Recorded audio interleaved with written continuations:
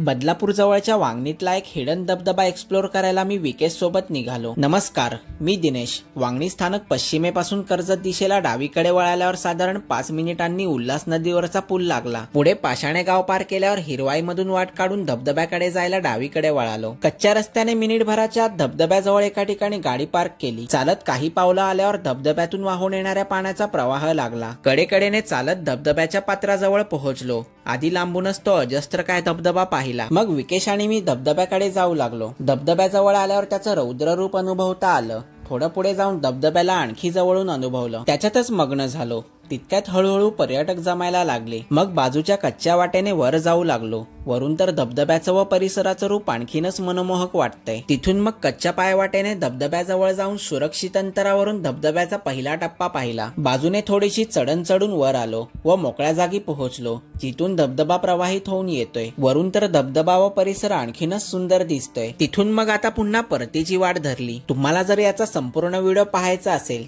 तसेच हे ठिकाण कुठे आहे व तिथे कसं जायचं हे जाणून घ्यायचं असेल तर या शॉर्ट मध्ये माझे फोटो व नावाखाली संपूर्ण व्हिडिओची लिंक मिळेल। ती क्लिक करून व्हिडिओ नक्की पहा।